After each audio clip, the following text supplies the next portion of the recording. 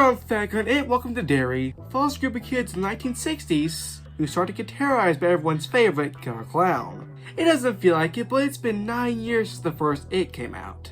And so since that became the highest-grossing horror film of all time, in 2018 we got It Chapter 2. Whenever reaching heights of its first film, it was still pretty good, and as a conclusion to the It duology. And then in early 2023, It Welcome to Derry was announced. A series that took place in the 60s, and followed a new group of kids going up against Pennywise. And since then, this series kept getting delayed, until we finally got in October of 2025. So I haven't seen It Welcome to Derry, this series is really good. And also spoilers. I'm gonna be honest, I think I might like this more than the movies. I think it's because this series can pretty much do whatever it wants to. The movies have to follow the book, which it did really well. But the series has the liberty of being able to do whatever it wants, since it's not following a book. As long as it doesn't do anything to contradict the movies, anything is free for the taking. I think that is really shown in Pennywise. Don't get me wrong, I love Pennywise in the movies. But that Pennywise was restrained to what happens in the books. With this series, they let Pennywise do whatever they want to, as long as it's in character. Pennywise in the series was a lot more like a slasher villain, and I think it really works. The characters always had traits of that. Pennywise was a more talkative and jokey horror icons. But here it feels like they dialed them up by 10, and I was eating up every second of it. This is a Pennywise that is still intimidating, but is more fun to watch than ever. And this series taking place in the 60s leads to new, refreshing situations and settings. They'll be feel different from the movies. One thing I was afraid of when the series was announced is that it would feel too similar and repetitive to the films. But again, with this series having this new time period, taking so many liberties, doing a lot of different things, it does feel pretty different and distinct. I'll also say, I really like these new characters. For one, I think these are very promising up-and-coming actors. Can't wait to see what they do in the future, but these characters feel different from the movie characters and are very engaging. I'm not sure I would say I like this cast more than the movie's cast, but it's pretty close. And I really liked it when they got the adults and the kids involved in the plot. That's very refreshing to see. Not just the kids, but actually the adults going up against Pennywise. I just feel like the horror in this series is way more extreme and more intense than the movies. Again, it's probably because this is a series that can do whatever, and with this being a series, they can probably get away with doing more stuff than they could in the movies. This is also a really good prequel. It doesn't do anything to contradict the movies, and though yes, it kind of is a bigger story, it works to where the smaller scale stories in the movies are still engaging and feel just as powerful. I was a bit worried the subplot of the government wanting to get Pennywise, use him as a weapon. That's a pretty cliche trope, and usually doesn't end very well, but I thought it actually went really well.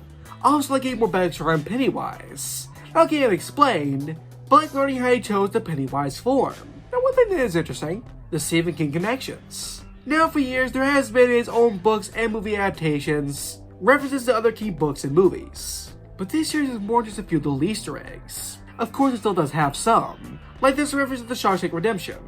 But then you have a character like Dick Halloran, the caretaker of the Overlook Hotel from The Shining. Now I do really appreciate how wizards bring a character from another king thing to another king thing. They use the character and use his power of The Shining, and use that as a way to further explore the world of It. Even ending the series with him saying he's got a friend who bought him a hotel. And how hard can running a hotel be? But if you only knew. But I did end up liking the inclusion of this character in the series.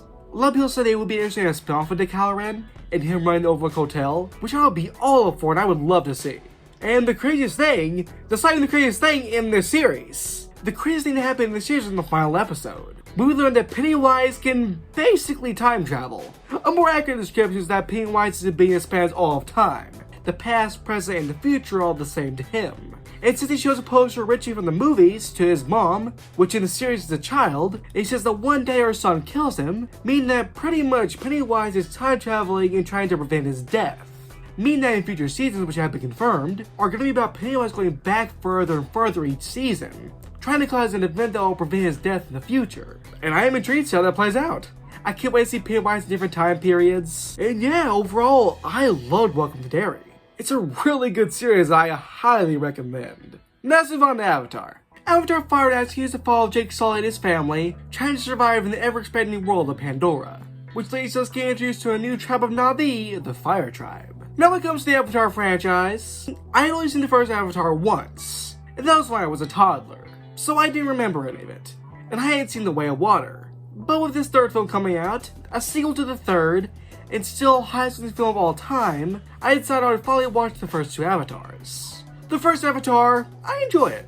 I think it overall is good. But I do think it's one of those ways kind of like Tron, where it's a great concept, but it's not executed the strongest. But Avatar is definitely better than the Tron movies. But I did find the characters pretty simple. I almost feel like at times while Pandora is trying too hard to be creative. It really is the last half of that movie, which is why I really enjoy it. And that's because of its really well done action, which shouldn't really be a surprise at a James Cameron film. And then there's The Way of Water, which is actually really good. This one took all my criticisms and complaints I had with the first one and fixed them. The world of Pandora feels so much more fleshed out. I think they do a lot more of these new and returning concepts. These characters are a lot more engaging. This is the film that really shows that Avatar can be something special I was interested in seeing more. So now I've seen Avatar Fire and Ash. It's pretty good. I'll say this is better than the first film, not as good as the second film. I still did enjoy it, though it is a drop from the previous film. I can start off with the positives. At this point, this isn't a surprise to anybody, but the effects are great. That's pretty much the main selling point of these movies. And when there's a huge leap in the effects like from the first to the second film, they're still very impressive and great. Also, the action is still really good. Overall, pretty suspenseful, but it is pretty similar to the action from the last film. And that's actually my main complaint with this film. It does do a lot of retreading of things from the second film. And of course, does have its differences, but there are one too many things that make it feel repetitive. James Cameron has said this was pretty much part 2 of The Way of Water, as he couldn't fit everything in that one film, and because of that, this does feel more or less too similar to the last film. But there are new things introduced, like the Fire Tribe. Oh yes, I did like them. They were refreshing, and give a new outlook to the other Na'vi in the world of Pandora, but I did also think they were pretty underused. That can be saved more so for the Wind Tribe. They're kind of barely in the movie, but I did think with the limited time they were very interesting. But with them and the Fire Tribe, I would like them to play a bigger part. I did think some pretty interesting things done with the new and returning characters. Some developments I wasn't expecting, but I found really fascinating. I also love Jake Sully and Miles Quaritch have to team up for a little bit during the movie. I love when the hero and the villain are forced to work together for a little bit. It creates a very interesting dynamic, and I always love when it happens. Now, James Cameron has said that if this one doesn't do well enough, then this will probably be the last Avatar film. It's kinda crazy that these films need to make at least $2 billion to be considered profitable, which is currently looking like Fire and Ash may fall short of making. So this may be the last Avatar film, and if so, I suppose it ends on a well enough note to where I'm not going to be furious if we don't get more Avatar movies, but there are definitely some loose ends that I would like to be seen answered. And since James Cameron has said he has plans up to Avatar 4 and 5, I would like to see what else he has in mind for these two final films. I would like to see the big finale of the world of Pandora. So while yes, this isn't the highest point in the Avatar franchise, it's about the middle of the road.